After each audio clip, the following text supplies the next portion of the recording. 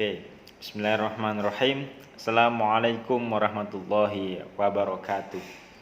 Perkenalkan, nama saya Alvin Kolbinuron, asal Sidoarjo, mahasiswa baru Universitas Maulana Malik Ibrahim Malang, jurusan Hukum Keluarga Islam Fakultas Syariah.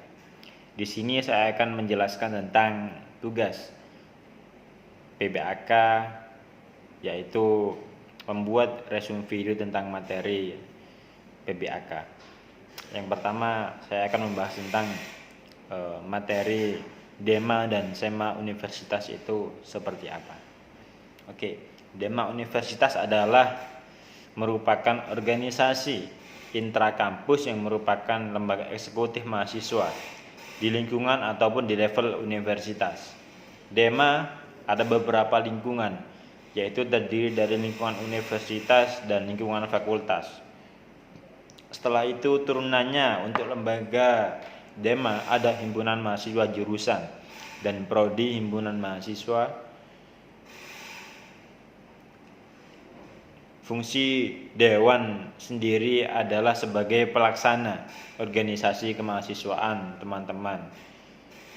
Sudah mengetahui bahwasannya jika kita di kampus negeri yang di bawah naungan Kemendikbud itu menggunakan istilah namanya BEM, ya. Istilah namanya BEM. Jadi kalau di kampus-kampus umum atau kampus-kampus negeri umum itu namanya BEM.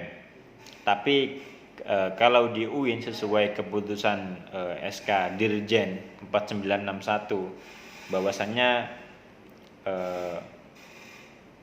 di UIN harus memakai nama DEMA, yakni Dewan Eksekutif Mahasiswa, yang dilandasi atas fungsi sebagai pelaksana program organisasi yang akan mengkoordinasikan dan mengkondisikan instruksi pelaksanaan kegiatan mahasiswa di tingkat universitas. Yang apa sih tugas dari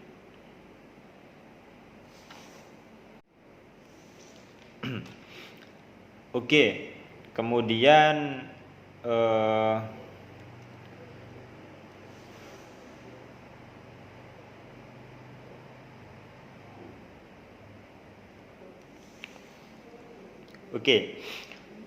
terkait beberapa dengan kegiatan mahasiswa ini tidak mungkin kita laksanakan sendiri-sendiri. Harus ada beberapa kementerian yang kemudian menjabarkan dan menerjemahkan kita agar semua yang dimaksud upaya pengembangan diri Malik Ibrahim Malang itu bisa berjalan dengan bagus dan lancar.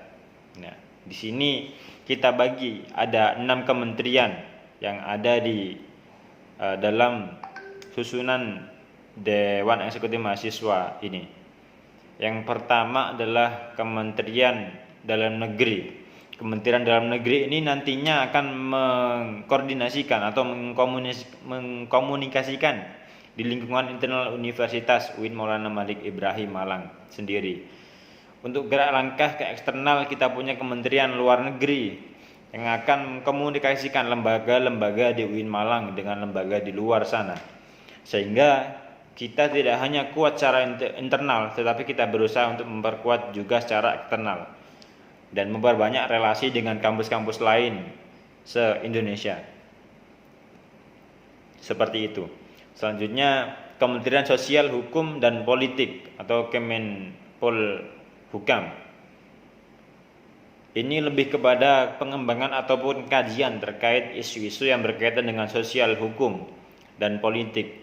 Itu kita tahu bahwa sebagai mahasiswa kita tidak hanya belajar satu sisi, kita harus memperkuat dari segala sisi sehingga kita menjadi pribadi-pribadi yang seperti itu. Berikutnya adalah Kementerian Agama. Nah, Kementerian Agama ini adalah bentuk atau upaya kami berkolaborasi sebagai kampus yang memiliki semboyan, memiliki dasar sebagai kampus ulul albab. Jadi ada integrasi keilmuan di situ, integrasi keilmuan agama dan integrasi keilmuan sosial yang apabila bertemu dengan akan menjadi kekuatan yang sebagai kita insan muslim yang moderat.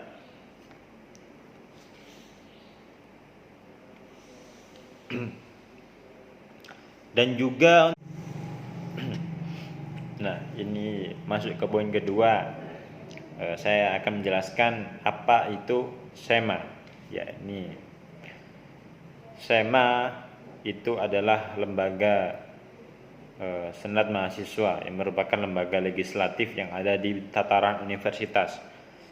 Kebetulan SEMA ini di bawah PT KIN, kita ada pedoman yang namanya SK Dirjen nomor 4961 yang tadi ada dua lembaga ataupun korban mahasiswa, yaitu lembaga legislatif dan eksekutif.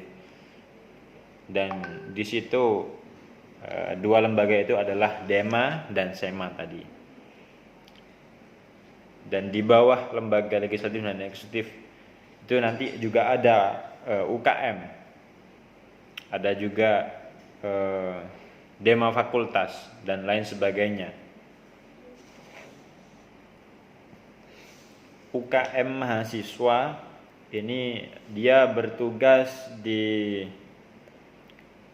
berperan di universitas untuk lembaga legislatif yang mengakomodir UKM-UKM seperti yang sudah tertera di Dirjen SK Dirjen 491. Jadi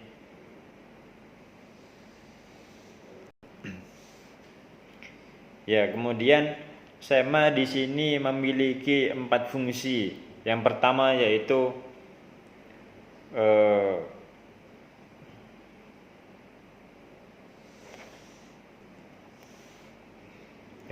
yaitu mengawasi jalannya beberapa organisasi di bawahnya seperti UKM dan DEMA fakultas. Kemudian yang ketiga pengawasan, yang keempat penganggaran.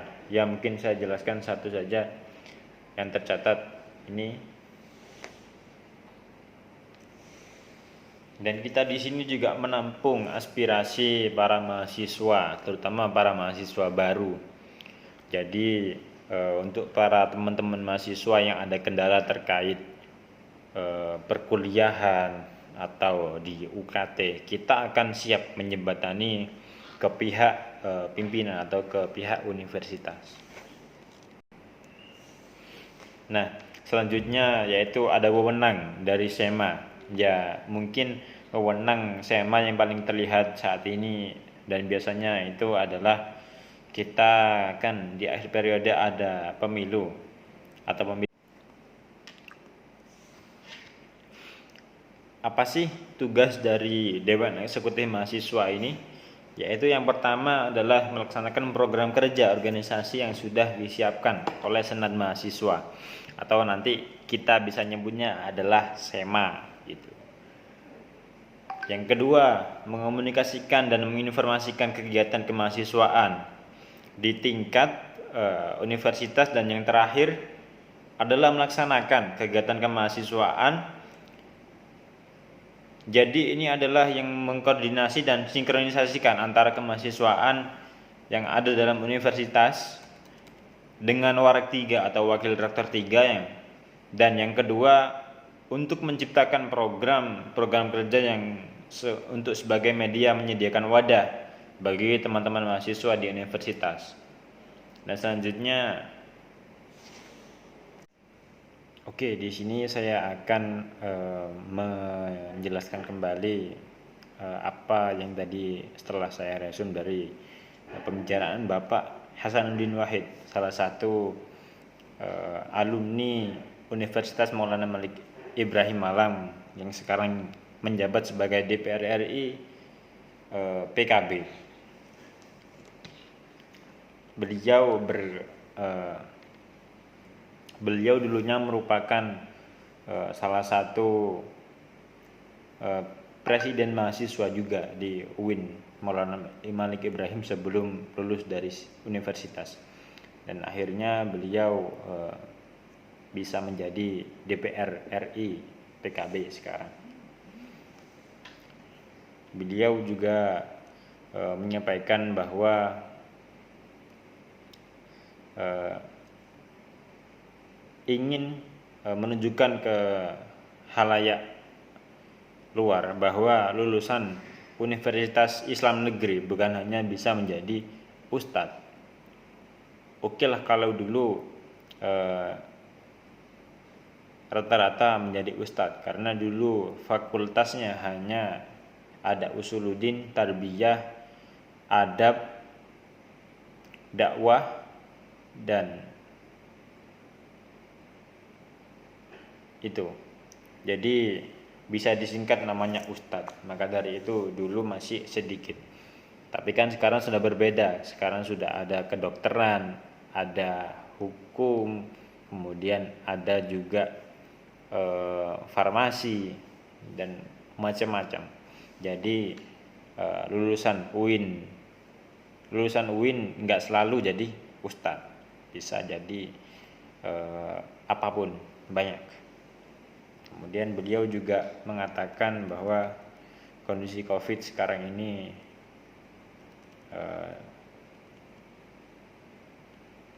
sudah mulai menurun setelah beliau kemarin mengikuti undangan dari Bapak Jokowi di Istana Negara. Alhamdulillah di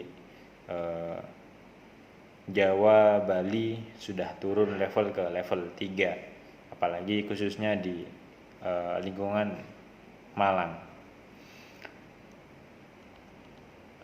Dan seterusnya ketika ditinjau oleh pemerintah, perkembangan COVID terus menurun, akan terus diturunkan levelnya sampai nanti. Oke, ini kemudian saya juga mengutip, ingin menyampaikan kembali apa yang dijelaskan dari Dr. Andes Basri MA PhD. Jadi beliau menegaskan bahwa kita sebagai muslim tidak boleh saling rasis satu sama lain, dan kita nggak harus ke timur tengahan. Jadi yang berpakaian dengan celana cingkrang, kemudian jenggot yang tebal, kemudian dahi yang hitam, itu semua bukan identitas, bukan suatu patokan untuk jadikan identitas suatu muslim. Jadi di sini kita pun juga harus mengkaji tentang kecintaan kita atau keprihatinan kita kepada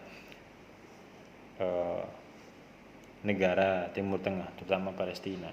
Jadi beliau berkata sering melihat mobil-mobil di sana diberi bendera Palestina, dengan bangganya pengendara mobil itu memakainya di negara kita. Jadi menurut beliau boleh kita berprihatin dengan mereka, tapi jangan sampai terlalu berlebihan dengan kita melupakan kecintaan kita terhadap negara sendiri, Indonesia. Ini punya efek terhadap sikap kebangsaan kita. Contoh, kita lebih cinta Arab daripada cinta bangsa sendiri. Orang itu bangga pakai bendera di mobilnya, ya dipegang di rumahnya, bendera Palestina, bendera Irak, prihatin.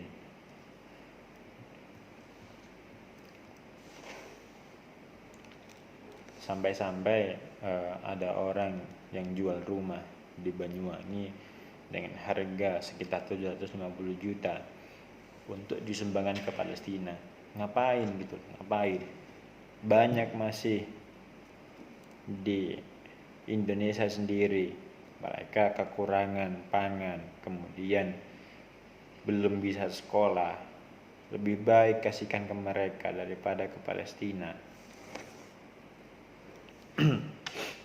Kemudian beliau juga menegaskan adanya.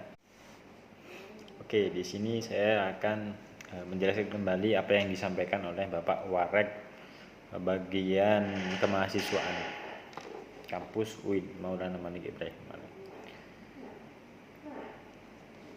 kampus UIN Maulana Malik Ibrahim Malang otomatis berbeda dengan kampus-kampus yang lain. Dan nanti saudara akan memperoleh sesuatu yang tidak diperoleh di kampus perguruan tinggi umum, termasuk kampus ini menyediakan berbagai macam fasilitas kegiatan kemahasiswaan, karena Anda harus menyiapkan secara mental spiritual. Maka orang yang memilih mental spiritual harus transformasi gaya belajar dari tingkat SMA menuju pola belajar yang ilmiah.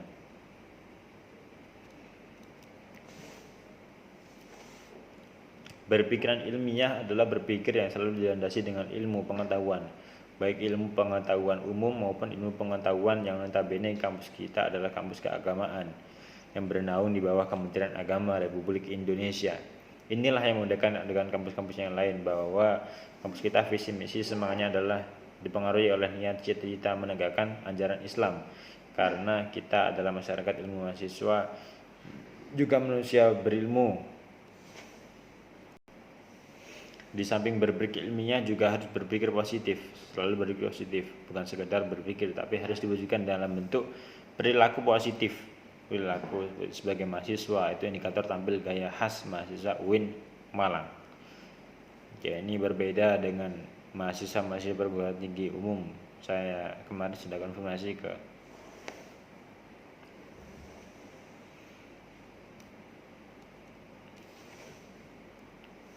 berperilaku positif ini dengan banyak cara.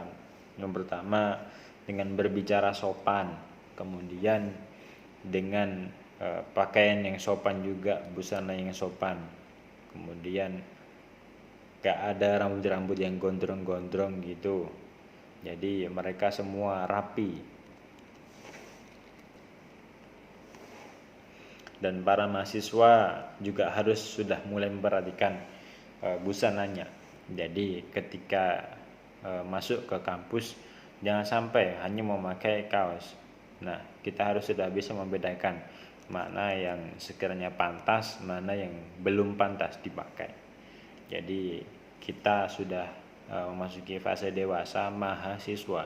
Jadi di atasnya siswa, maka kita harus lebih bisa mengerti daripada mereka-mereka yang masih duduk di bangku. Oke, di sini saya akan menyampaikan apa yang telah disampaikan oleh Kepala Biro Administrasi Akademik Kemahasiswaan dan Kerjasama.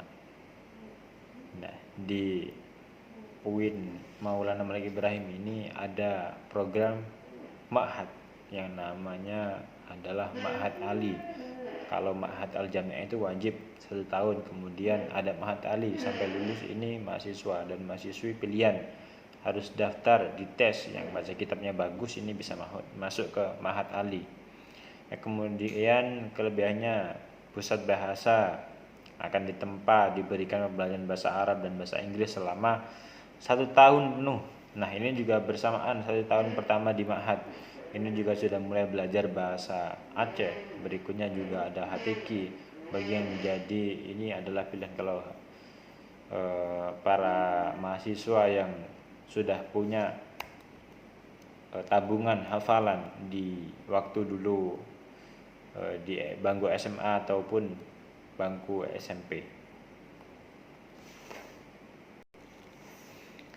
Pembayaran UIN Maulana Malik Ibrahim yang mahal itu sebanding dengan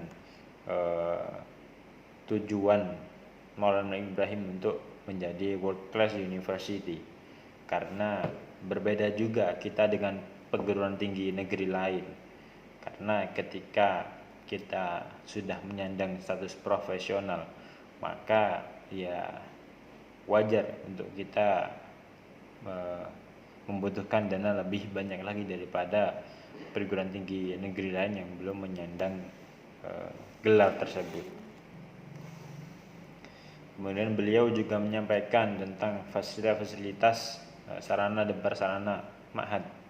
Nah, saat ini kampus sedang membangun fakultas kedokteran yang bertempat di Kota Batu, yang di sana dengan view yang begitu indah.